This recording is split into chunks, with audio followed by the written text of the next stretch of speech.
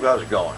Well, I tell you what, I gotta appreciate very much all of the feedback on the recent hard water coffee issue. Pardon me as I adjust the tripod.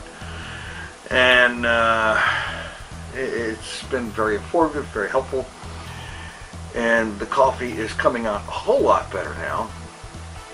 And as for the cooking pot with calcium deposits on it, have a quick look at this clip.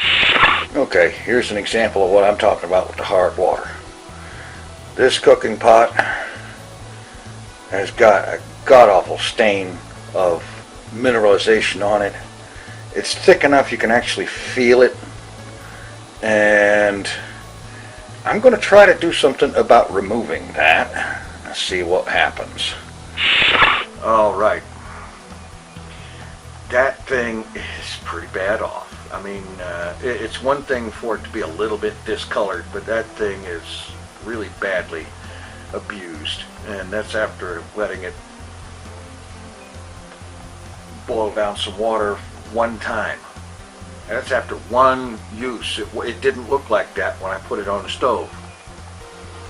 So what I'm going to do is, in the comments of the last video, let's see, that was PinsVin84, suggested a vinegar and water solution or a lemon extract solution, something like that. I'm going to go with vinegar and water because I happen to have that. And I'm going to fill that thing up with vinegar and water solution until it's deep enough to cover all of the calcium deposits. And I'm going to let that sit for a few hours and then rinse it out and see how it looks. At the same time, I have an old cast iron pot that several years ago, during a particularly dry season of the winter, my wife had this brilliant idea to put a pan of water on the stove and just let it sit there just under boiling temperature so that the water would steam off, get into the air, and basically let the water boil away into the air and get some of the dryness out of the air. Well, that part worked. But the problem is that as that pot was used for that purpose for the course of a winter, by the time the winter was over, that pot had a coating of mineral deposits on it an inch thick. I am not giving you any stuff there. That is true. It was actually an inch thick.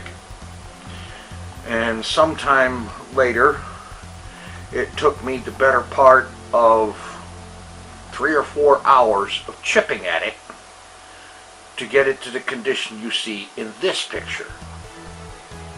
That's after 3 or 4 hours work chipping at the mineral buildups and whatnot, scraping it away. I'm going to set that pot half full with a vinegar and water solution for the same amount of time as the other one and see if it improves at all. I will be very interested to see if there is any hope of saving that cast iron pot, because it's a good pot. It's it's a 30-year-old cast iron pot at least. I see no reason. Actually, it's older than that because my parents had it when I was a kid. So anyway, but it's a perfectly good pot. It just needs to have all that crap gotten out of it.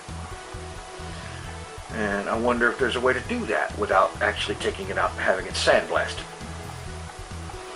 Anyway, that's what I'm doing this weekend, is a little bit of kitchen science, you might call it. Anyway, thanks for watching. Take it easy. I'm out of here.